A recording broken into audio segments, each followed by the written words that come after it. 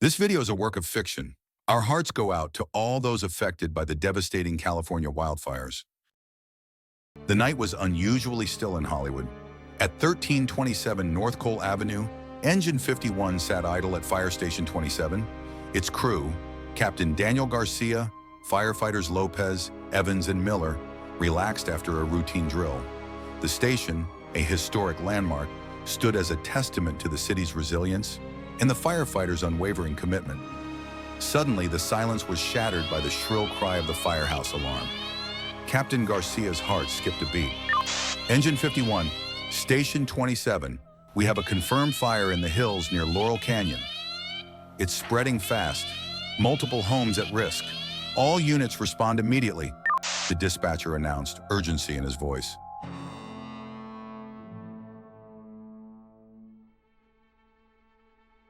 Garcia's mind raced.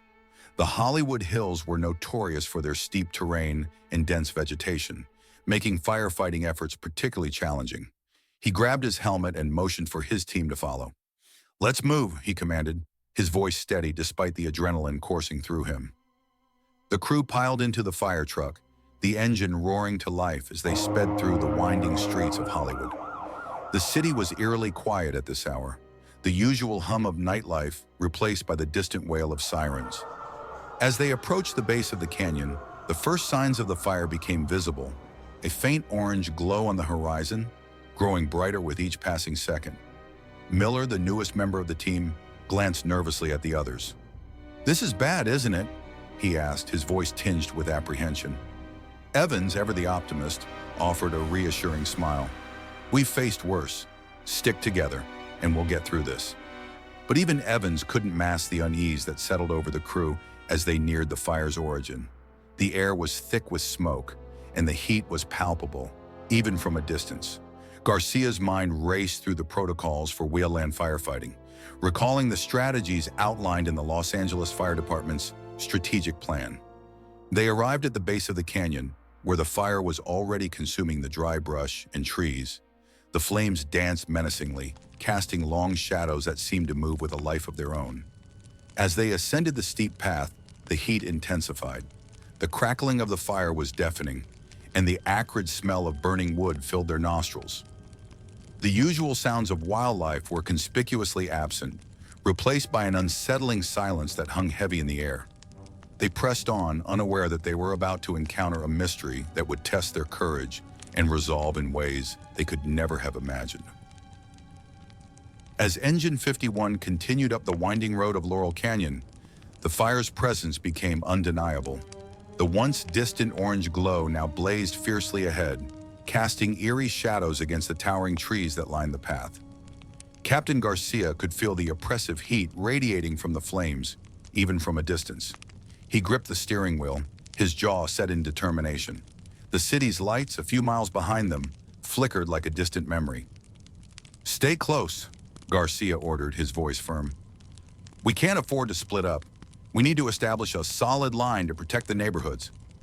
Evans and Lopez nodded, their eyes scanning the rapidly changing landscape. The fire was moving quickly, fed by the dry vegetation and wind gusts. Miller, the youngest member of the team, looked out the window, his face pale. "This is unlike anything I've ever seen," he muttered, more to himself than anyone else. Lopez shot him a glance. "You'll get used to it, but stay focused. The fire's not the only danger here." The fire truck's tires gripped the uneven road as they climbed higher, the blaze now almost close enough to touch. Garcia's mind raced, running through the protocols for wildland firefighting.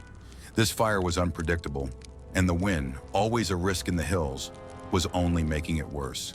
The last thing they needed was the fire jumping to residential areas. Miller's voice broke through the tension. "We're getting close to the ridge," as he said. "Shouldn't we turn back? Try another route?" "Negative," Garcia replied. "We push forward. There are people up there." They reached a clearing at the base of a ridge, and Garcia's stomach dropped. The fire was worse than he'd imagined. In the dim light, the flames seemed to take on a life of their own, spreading in unnatural patterns, almost as if they were moving with intent. "Get ready," Garcia said. "We'll establish the perimeter here." Lopez's eyes narrowed as he surveyed the area. "Something's off," he muttered again, a sense of unease in his voice. The fire, though fierce, wasn't the only thing that unsettled him. There was an eerie stillness in the air, a complete lack of wildlife sounds. Even the wind, typically howling through the canyon, had gone unnervingly quiet. A sudden, loud crack from behind them made them all jump. Lopez spun around, scanning the ridge, but there was nothing, just the menacing glow of the fire stretching across the hills. Garcia looked at Lopez, his face hardening.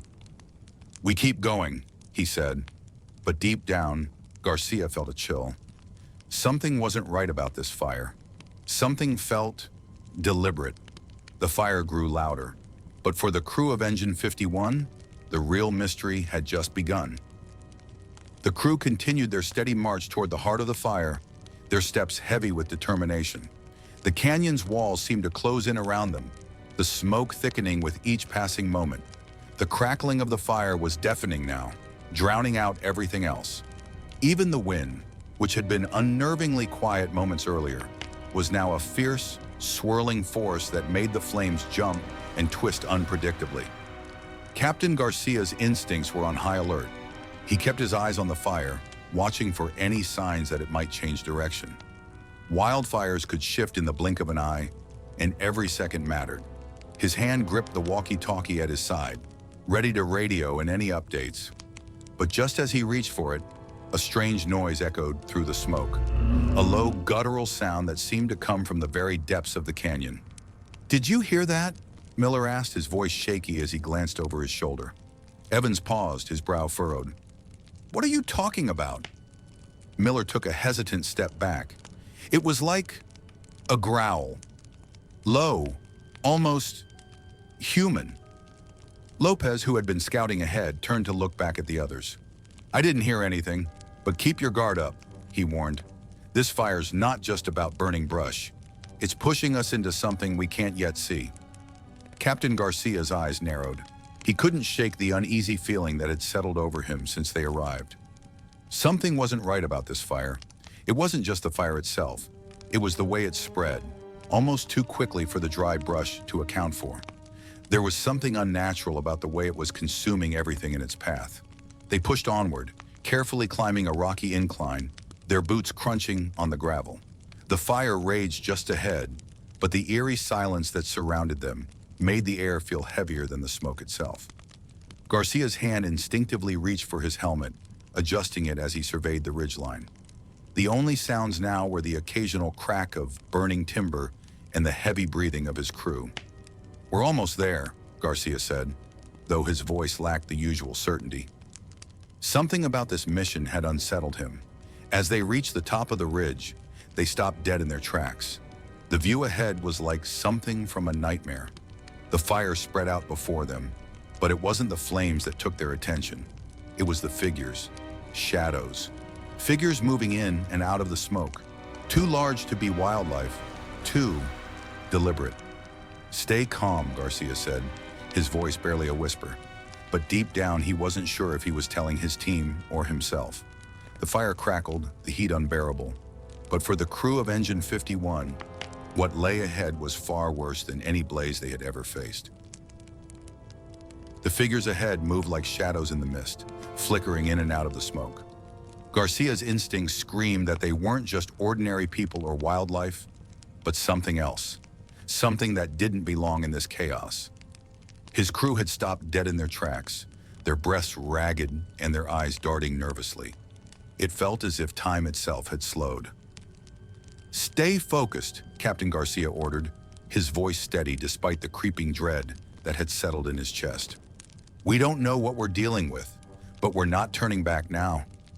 The fire roared behind them, yet the strange figures in front seemed to remain unaffected, moving through the thick smoke with eerie precision.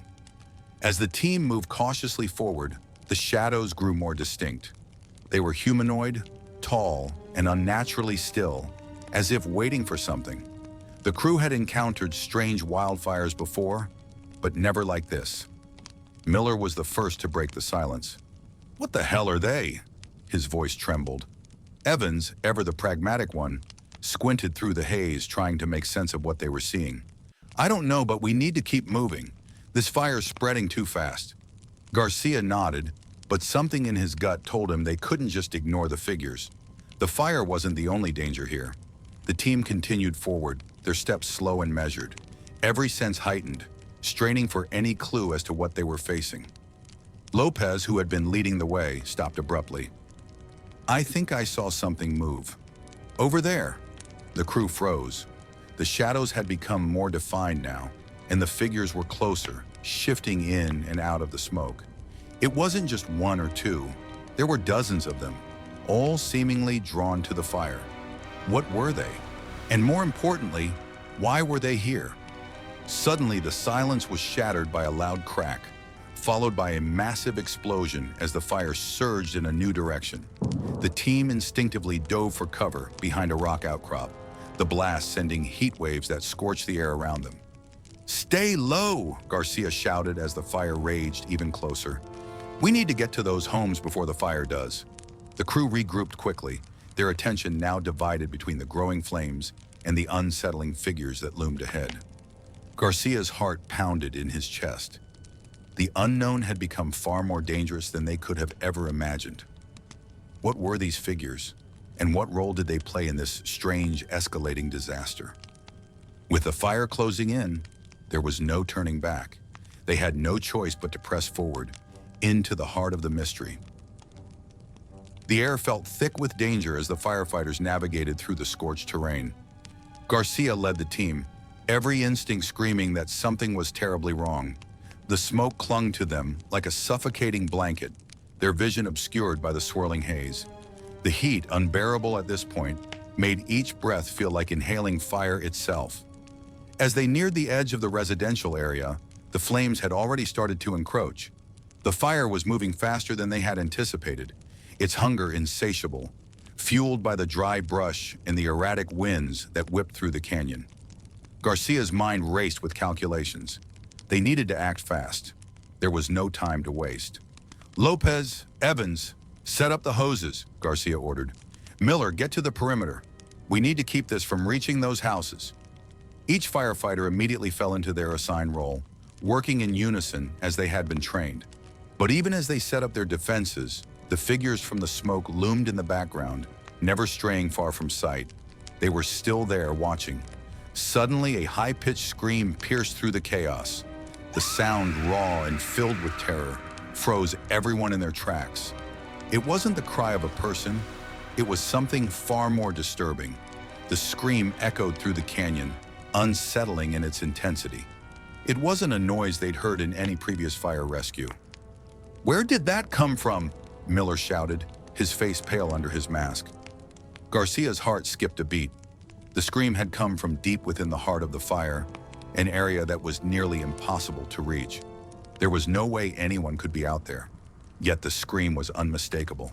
"Stay focused, team. We don't have time to figure out what's causing that," Garcia barked, trying to shake the unease creeping into his voice. But his gut told him otherwise. This was no ordinary fire. The fire continued to rage on, its roar deafening as it devoured everything in its path. The firefighters fought against it, with every ounce of their strength, the flame's intensity threatening to consume them with each step they took. But their mission was clear. They had to protect the homes that were just within reach. With every hose line set, every bucket of water thrown, the flames began to retreat inch by inch. It was a battle that seemed impossible, but the team was relentless, their unity and training giving them the strength to push forward. But just as they thought they were making progress, something shifted. The flames seemed to stop, suddenly as if they had hit an invisible barrier. The fire wasn't spreading anymore. It was as if the very air itself had changed. The team stood in the stunned silence, staring at the fire that no longer roared with the same fury. What was happening? Why had the fire stopped? The eerie figures from the smoke, the ones they had seen earlier, now appeared clearer than ever. They were standing in the distance, motionless, watching. Had they caused this? Garcia didn't have the answers, but the one thing he knew for certain was that they couldn't let their guard down. As the fire began to settle, the eerie figures still lingered in the distance, haunting the firefighters' minds. They had fought bravely, but the mystery of what they had encountered was far from solved. The night felt endless, the weight of the smoke and the figures still heavy in the air. Captain Garcia stood still for a moment, eyes locked on the figures in the haze. "We need to pull back," he ordered, his voice firm despite the tension that gripped him. "We've done what we can here." Lopez and Evans exchanged glances, torn between the responsibility of their mission and the eerie sensation that something was wrong. The fire wasn't under control. It had spread too far, burning through everything in its path.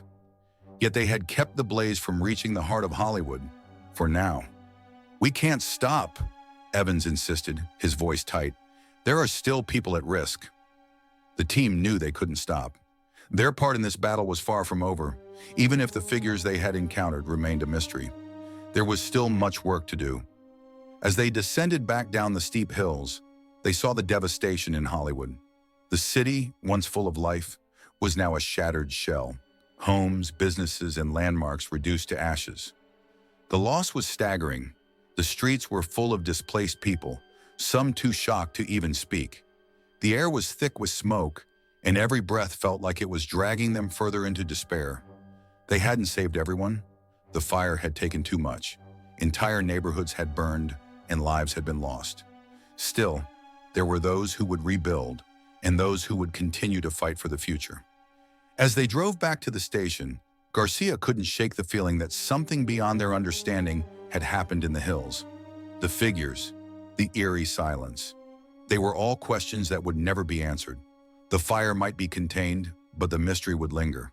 The wildfires had taken homes, businesses, and lives, but they had also shown the strength and resilience of those who fought, even in the face of the unknown. The firefighters of California, like many others, had proven that heroism is not in putting out the flames, but in continuing the fight, no matter the cost. As we conclude this video, our hearts go out to all those affected by the devastating California wildfires. The resilience and courage displayed by individuals and communities during these challenging times are truly inspiring. We extend our deepest gratitude to the brave firefighters and first responders who risked their lives to protect others. In the face of such adversity, it's crucial that we come together to support one another and contribute to recovery efforts. If you're looking for ways to help, consider volunteering or donating to organizations dedicated to wildfire recovery and resilience. Together, we can rebuild and emerge stronger. Thanks for watching Brave Sparks. If you enjoyed this video, give it a like and don't forget to subscribe. Your support helps us bring you more powerful and inspiring stories. Stay brave, and we'll see you in the next one.